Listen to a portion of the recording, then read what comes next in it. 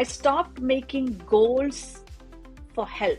I feel it so much that habits are more important than goals. Goals kind of give me this idea that, oh, I have said I will do, these many things every day, and then, I'll be at this fat percentage, or I'll hit this number by this date. But the moment I set that goal, I feel like, oh, I have already accomplished something. But unless I put in the work, nothing is done, right? So that's why I had to learn that what I do today and what I do tomorrow is more important than what I think the result will be 3 months from now.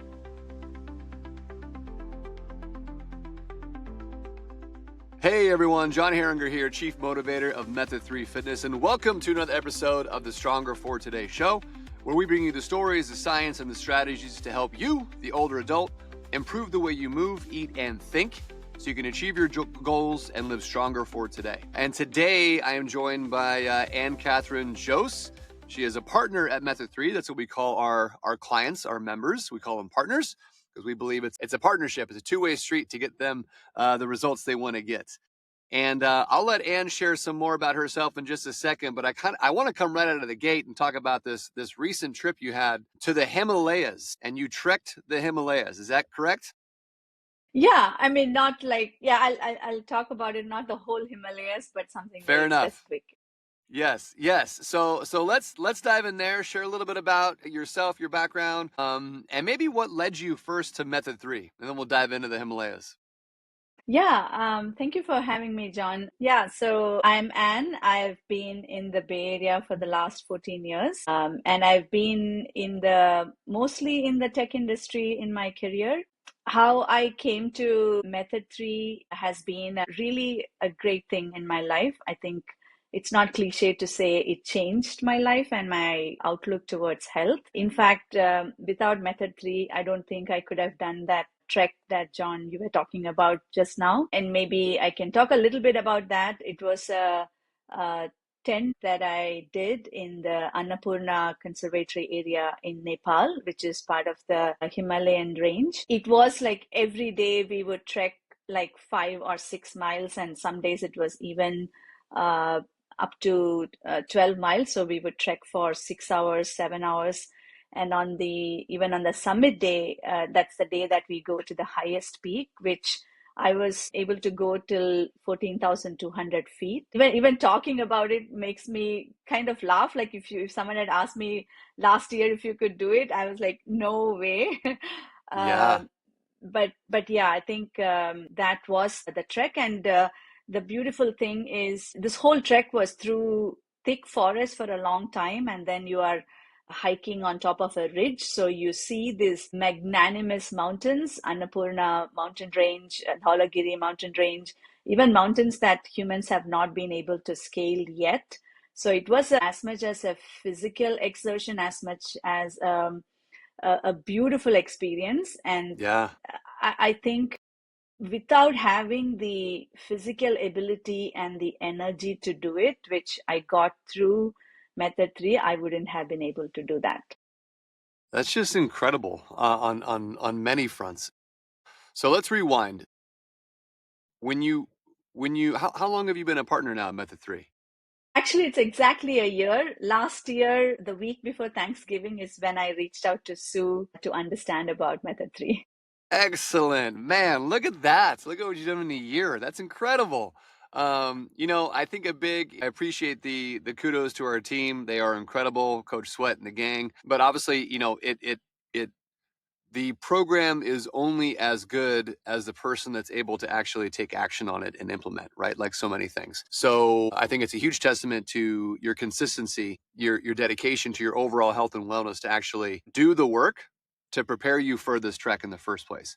Mm-hmm. So you had, climbing up to 14,000 feet, 40 plus miles that you covered. Yes. So talk to me about, I guess, let's rewind a year ago. And I'd love for everyone to understand because, we just heard about this incredible physical and mental feat, right? That you just did, Yeah. right? It's one thing to physically be able to do it, but I think like so many things, many times uh, the mental aspect of any type of, goal activity, challenge, whatever it is we're trying to do that really stops us sometimes in our tracks before we even start. So rewind and maybe share with me a little bit about where you were at leading up to method 3. Like what Yeah, prompted you to even reach out? Yeah. yeah. Yeah, sure. So I think, like many people can resonate with this. I think, when you are in the thick of things in your life, I was at a point where, the days are busy, the weeks are busy, and you're always thinking of your career, your family, your home duties. So health always falls down in the list, right? You are never able to prioritize. So until a year ago, maybe I would say even until 2 years ago, I was really struggling with my health. Not that I had health issues, but I always had this frustration that health is one area that I'm not able to be consistent, make progress, and that really kind of frustrated me. And I could see like my weight is increasing. I'm not able to have the energy at the end of the day. And my job is also very demanding, right? Like long hours is like part of the game.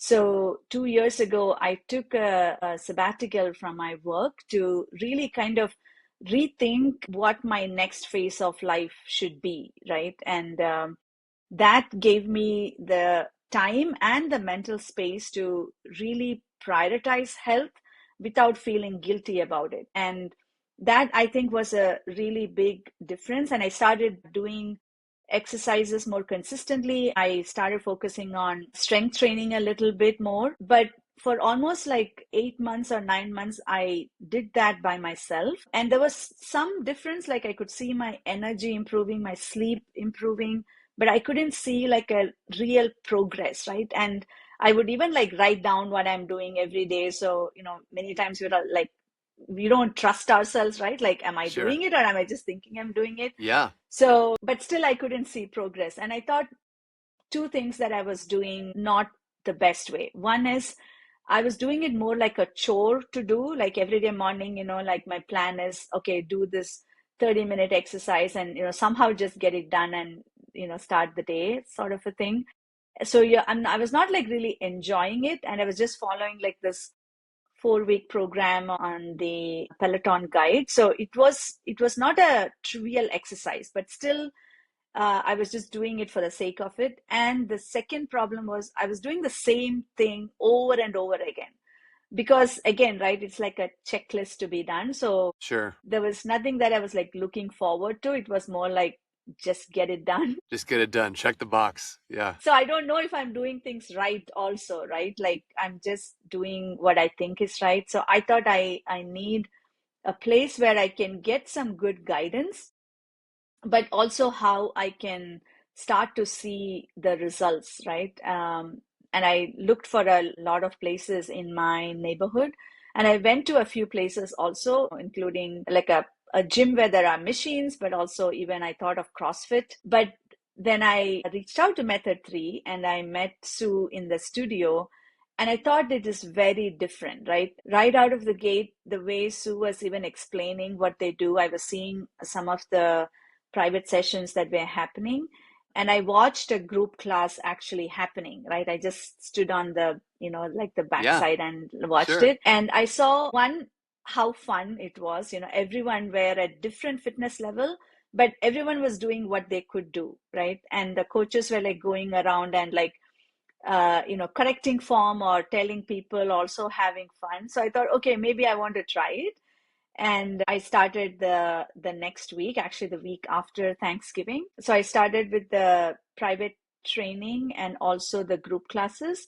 And group classes fixed my first problem, that it's no longer a chore, right? It's like a fun thing to do. Yeah. I look forward to the class even to this day, right? Like I've never felt like, oh my God, I have to go to Method 3. No, I'm always like, I want to go. And the Yes. second problem was also fixed by the private training, especially with Justin. Like he pushes me to always go beyond what I think I can, but also like tone it down when I'm not feeling it, right? I'm not in the highest energy, and like rather than pushing myself, he kind of says like, okay, maybe today you do this a little bit slower, or like a lower thing, but he always makes sure that progressive overload is there every day, every week I go. And these two really started giving me the satisfaction, the consistency, the fun, and the results came about. Well, that's excellent. I want to touch on a couple things you said. One, I think that a lot of our audience can resonate with because you're not alone, right? That health and fitness for many gets the back seat to the normal demands of everyday life, right? Between work and Yeah. kids and family and you name it. It's very we all have the same 24 hours and yet it's very hard to compartmentalize and create that time for something that, if you ask anyone, is your health important? Well, everyone's going to answer yes, right? Of course. Yeah. Yeah. And yet it doesn't get that prioritization, right? And I think what one thing you said was overcoming the guilt of sometimes feeling that you can't prioritize, right? And I think a lot of people, most likely, I don't want to speak for anyone listening to this, but probably feel that way. And that is the interesting thing that I feel like you're a living embodiment of, which is the almost like the counterintuitive nature of if I feel guilty for not putting it in there. I feel like I don't have any time. I want to be able to give more of myself and give myself more energy and strength and vitality. And the interesting thing is that if I just dedicate time to this, I actually get all those things, right? Yeah. I actually I improve my time management because I'm still going to give myself to my family, but now I'm in a better space. I'm more positive. I feel better. I'm stronger. I'm more resilient. So now I'm actually able to give of myself in these different, areas and roles that we serve, right? Whether it's work, whether it's family, spouse, family member, Yeah. sibling, Yeah. whatever it is. So I really wanted people to hear that because that's a big piece sometimes to overcome, right? I think a lot of people want to prioritize, but they're either afraid of taking the first step. There's guilt with the first step. There's a lack of knowledge. There's fear, right? So I love though how you at least said, okay, I'm still making a decision, and you went and started doing everything on your own, right? Absolutely. That in and of Absolutely. itself is fantastic. But I think what's even more important, because I think a lot of people can then jump and start doing that, but they may not have the wherewithal to pause and say, Hmm. huh, I'm just checking the box right now. Nothing's really changing. Let me go get some help and see if we can move the needle here. And I think that speaks very highly of just removing the ego Yeah. wherever it lies for all of us. We all have a semblance of it somewhere in some capacity, and just saying, hey, it's okay to ask for help because what's more important is making sure I'm making the most of my time Yeah. and getting the results that are gonna like make you feel good, right? So what would you say when you came to method 3, and just overall, what were some of the things you were looking to try to achieve for yourself? Yeah. I think uh, like a change in the outlook of how I look at exercise, I think, right? I had this kind of this feeling that it was generally, I think, like I had this either I do it the perfect way or I don't even do it. And sometimes that trying to do it the best way really even stops you from starting. Like, again, counterintuitive, right? Like, you want to do it so good that you are even afraid to start, right? But I had to change that mindset. It's about like starting really small and starting with a group of people that you love to do it. And it's always good to do hard things in the midst of people that care for you, that really want you to succeed, is something that I found in method 3 with the coaches and also the partners that are there, right? And that really helped me kind of get out of that guilt and instead look at what do I need to do to move the needle. And everyone's needle could be different. Everyone's, goals could be different. And there is this other thing also that really changed in the last 1 year is uh, maybe this is counterintuitive. I stopped making goals for health. And I don't know if it feels the same for everyone, but I feel it. Like I feel it so much that habits are more important than goals.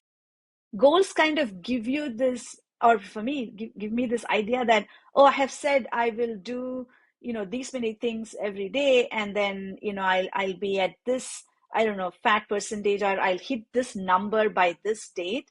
But the moment I set that goal, I feel like, oh, I've already accomplished something. And it's kind of, like the thing is done. But unless I put in the work, nothing is done, right? Hmm. And what makes me put in the work is what I do every single day or every other day. So that's why I had to kind of learn that the habit, like what I do today and what I do tomorrow, is more important than what I think the result will be 3 months from now. You know what I mean? Mm, It's like what yeah. you do every day builds up, and that's what really see the results, and not a number that I kind of put myself to reach. So that's interesting that you bring that up. I think that's actually a really poignant point because many people, I think, come in, they have these very specific goals in mind. Many times, I think, related to, some type of weight loss, body fat loss. We're, Hmm. inherently as humans and creatures, we like to make sure that we're improving what we see in the mirror. And yet, I feel like when people become a little bit less attached to that, Yeah, I feel very blessed with like, hey, that's still important. So yes, we can still move the needle there and improve our overall health from like a BMI perspective or body fat perspective. When we kind of look past just the goal and instead really reflect on the habits that are necessary to achieve it, it becomes a little bit more of our lifestyle. Because yeah, what I've noticed in the past with people that set these goals is sometimes when they achieve it, it's like, yeah, I made it, I'm done. And it's like, yeah, well, not so much. You did it. Now you want to maintain it. You want to keep it. yeah, yeah, So exactly. I think that's really important to kind of almost be slightly detached from the outcome, knowing Hmm. that if you just continuously do the habits, you'll prepare yourself for the outcome that you desire, right? Exactly. Especially if you have a busy life that all of us have, right? It kind of lowers the barrier for you to get started. Like, can I do Mm, 5 minutes today if I don't have any time, right? Can I do 10 squats today if I cannot do? I mean, it should be so small that it sounds ridiculous. There is this book called Tiny Habits by Tiny BJ habits. BJ Fogg, right? Fogg. Yes. BJ Fogg, Yes. right? Like that's like the epitome of it. Like, can I do something so small that it is so ridiculous, but then I can do it today, then I do it tomorrow, then I do a little more the day after tomorrow. So you're kind of comparing yourself to yourself yesterday, not with anybody else, but your own self the previous day. And if you're doing slightly better than yesterday, that's what is important than lofty goals, I think. And I think, a lot of people, I think we're constantly comparing ourselves, right? And Yeah, I love the quote I think I heard is, comparison is the thief of joy, right? You have to yeah, remember to kind of run your own race. And also that a lot of like success and our ability to be mindful of what we accomplished isn't necessarily about looking ahead. It's actually looking in the rearview mirror, right? There's yeah, a great book called The Gap in the Gain, which it talks about success is best viewed looking at your past accomplishments and building off of those. yeah, And if you're just consistently doing these little things each day, then you get to reflect and look back and say, wow, before I was doing nothing, now I'm up to 50 air squats or whatever it is, right? yeah, yeah, And that it doesn't have to be overwhelming. So I think that's really important because everyone listening to this is probably coming they're in different places in their health and wellness hmm, plan. And it's easy for me as the fitness guy to preach like it doesn't matter when or where you start, so long as you start. But I think it's so powerful to hear from someone like yourself that like has gone through these steps, has gone through the mental, battles of the guilt or this or that, or like there's this underlying feeling and full knowing when you're going through your career and your life that you're not putting yeah, 100% into this one area, and that's frustrating, right? yeah, And I think it's hopefully empowering for people to hear that just because you want to now say, hey, I want to make sure I'm dedicating time to this, it doesn't have to be all or nothing. And I yes, think that yes, so often, I can't tell you how many times I got to sit down with someone in a consultation of sorts, talk to them about their goals, and sometimes they tell me they're not ready because everything wasn't perfect yet, right? hmm, Well, let me go to the gym a little bit and then come see you. And I'm like, I'm not understanding here, yeah, where we're going. I think that's the whole point is you should come see me and then let's add in a little bit of the gym as you go.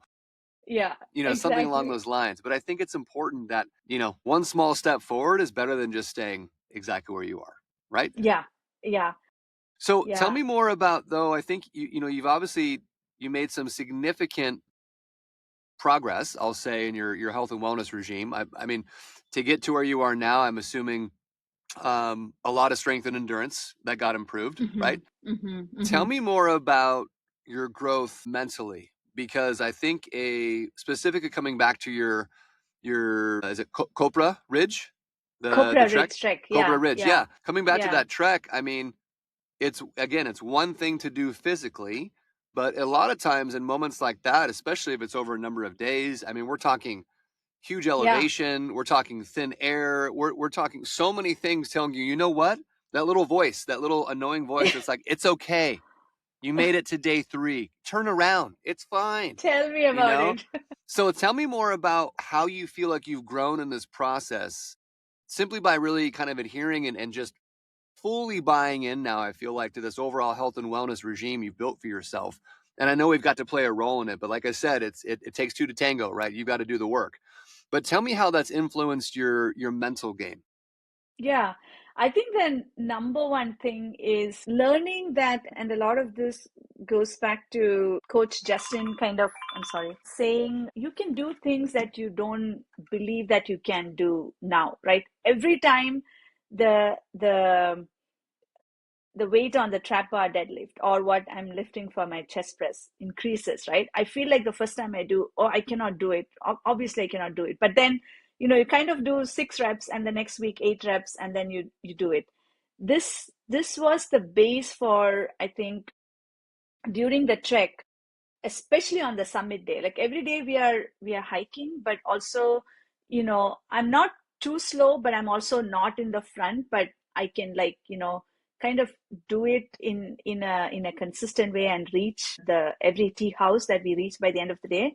But the summit day was a completely different ball game. You're starting the hike at 12,000 feet already, at which point, like you said, the air is thin, oxygen is less, so your mind is already playing tricks with you. And then you start hiking, and I think I hiked for 3 hours or something. And at that point, I'm like, I really don't want to do it. Like, I don't usually feel that way. Like, I don't want to do something. I always, once I decide I want to do, I really want to finish it. But this is one of those moments when I thought I have reached this far, and there is still like 2 hours to hike to even reach the point that at least I could get to, or I decided to go. And I thought, I don't want to do it. So I asked the trek guide, can I go back? But I also don't want to trouble the rest of the group that I'm with. So I asked the guide, can I go back? Can you send somebody with me? Because, it's all in the mountains, right? Yeah. You may get lost. So that guide, he was really good. He said, yes, and you can go back. I'll send a junior guide with you. Or, you see that peak there, you can just go till there and then you can go back, right? And then I thought, but every step is harder at that altitude, right? It's not like when we are Yeah. walking right here.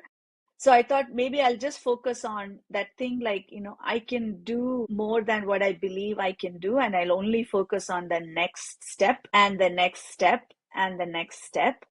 And slowly I started walking. It was very slow, and by the time there were, like, 4 other people who were in the same mental state as me, they were all like, should we go back? But then we started, like, walking little by little, and then it took a lot more time than what, somebody who's much stronger could have reached, but we reached, right? Yeah. And when I reached there, it was so emotional. I was literally in tears, right? I look back and I can see this long path behind me, and I couldn't believe that, like, you walked up that much.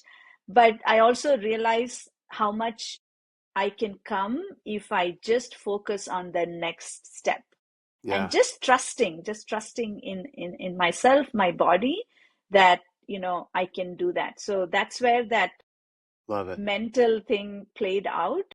Yeah. And definitely the physical buildup also matters. Like, your legs need to be strong, right? You need to have the cardiovascular strength to be able to have to walk for a long time. But the kind of the mental belief and that strength also matters a lot. Yeah. Well, and kudos again on that trek. That just sounds epic. And I think, I love moments like that. And obviously this is a big moment, right? That's a big trek, a big moment. But I think what's important that I want people to hear from that as well is like everyone's going to have their own version of the Himalaya trek, right? Yours was legitimately the real Himalaya trek, right? So other people, it's going to be like just literally adhering to some type of consistent fitness program for a month, right? Yeah. That's their Yes. Himalaya trek. And I Yes. think what's so cool is that sometimes these things that scare us a little bit, when we're able to push through, and I love how you said there is a common theme around surrounding yourself with some type of community or people. It could be group training, it could be private training, but Yeah. ultimately surrounding yourself with people that are not just going to help you get there from like, we can program the right things for you to do, but just from an overall like support standpoint, from a motivational, from a mindset, because you get strength from that. And I Yeah. think what's so cool is that once you summit whatever that Himalaya is for you, yours again was the real thing, is you realize what you're capable of, Yeah. right? And Yeah. you take a look back, you look down in that valley, but I'm almost thinking like, as you're looking down in that valley in this unbelievable, breathtaking view, you're also able to like probably reflect back on that last year of work that you've did to get there, Yes. right? Yes. And Yeah. what a feeling, what a and what a not just rewarding, but what a kind of instilling, even reinforcing, you know, even more strength into like Yes. what you're capable of, what your potential is, and then and how you can go from here. And I think, for many people, it's not necessarily saying, okay, well now I have to one up that. It's just Yeah. saying, hey, you've done that, and so now you know what Exactly. you're capable of, and what your new kind of normal is for consistency in this. Yeah. Yeah. So it's so cool. So cool. I'm Yeah. just I'm And can I tell yeah. one more thing, John? I think this is Yes, important for please. people to hear. Like my goal that day on the summit day was to actually reach 15,300 feet. That's like the actual summit of this trek that this group does, right? To an alpine lake at the top of it. It's beautiful, and that's what we all had in mind. But while going through that mental dilemma, like I said, at that 13,000 feet or something, I thought I will not be able to get to this ultimate peak. And I'm okay with that. That is not easy for many of us to think that I won't reach there. That does not mean I'm going back. I'll go to an intermediate place where I can, right? And I also would not have thought that way long ago. Like I told you, right? I was a all or nothing person. But this actually, so I think it's important for anyone starting out, no matter where they are, don't hung up on ourselves on this big thing. Yep. Like pick something in between and then go there, and there is no regret, right? Like, Yeah. because everything is slightly better than where we are now. That's what matters. So I, even though I did not reach where I really wanted to, but even reaching that intermediate place, that's like that's like my Himalayas, right? Somebody's, Yeah. my other people in my group, their Himalayas was they actually reached the alpine lake, and I saw the photos, it was beautiful, all fine. But I don't regret that I could not reach there. Yeah, and I appreciate you bringing that up, because I think sometimes people will beat themselves up for not, completing whatever it is they set out to complete, even though it's like, well, if you got 90% of the way there and you're Yeah, kind of like a new human as a result, yeah, because you overcame all this like physical and created this amazing mental fortitude, that's still a success, right? And so I yeah, think it is reshaping and reframing that perspective so that people really feel good about their progress, knowing that like, you know, that's really all we're after is positive progress. We're not after perfection. And I yes, think it's yes, it's these small daily, weekly, consistent habits that, I would say when it's done over time, just like the compound effect, right? It yields the most amazing results. And allows us to, live stronger for today. That's what we're trying to do. yeah.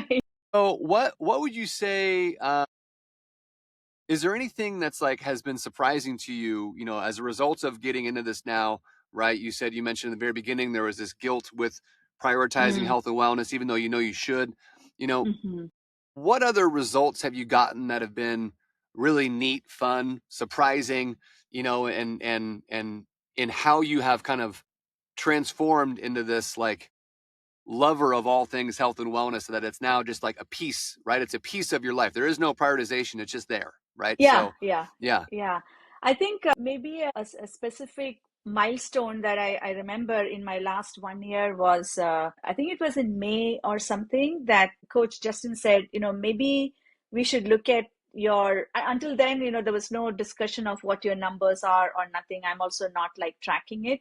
But he said, maybe we should just look at it. And then we did that kind of body impedance thing in method 3 to kind of measure the body fat and the weight, and that actually showed significant improvement in the numbers, right? So it's one of those things, like, you're not really focused on the numbers while you're doing it, but then after like 6 months or something, you take a look at it and it is improved, and I felt very happy that day, right?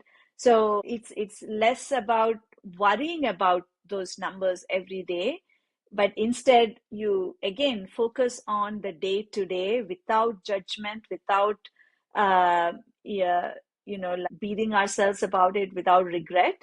But then you put in the work every day, every week, and then you see the numbers, you really feel good about it. So it kind of taught me to focus on the daily thing, and then not regret about the past. I think you mentioned about, being feeling good about the accomplishment, but there's also the trap of feeling bad about what we didn't do, right? Like the past, sure. anyway, we cannot control, it's gone, right? The Yeah. future also we don't have control, but what we can focus on is today. And that helped me not only in fitness, but also in everything that I do. Like even decisions that you take, sometimes you feel Yeah. really kind of confused about things, but then if you focus on what is the present, it kind of grounds us, and then you can take the next step. Love it. Love it. Well, I want to finish on that note because that was very well said. I think if anyone takes anything from this conversation, it's that quite frankly we're all capable of doing amazing things, but that truthfully it starts with just immersing yourself. Not reflecting or trying to beat yourself up about the past, not dwelling on what's to come in the future per se, but just immersing yourself in the present so you can take that initial first step, wherever that is and whatever that is. Yeah, yeah, Really appreciate our conversation today, Anne. I love having you on, just sharing awesome story, how you've grown just physically, mentally, all the above. We're happy to have you at Method 3 and look forward to lots more awesome things to come. yeah. Thank you, John, and kudos to all the coaches and the staff at Method 3. I think it really makes a big difference in many of our lives. Thank you. Thank you. Well, thanks for joining me, everyone, on another Stronger for Today show, and we'll see you next time. Take care.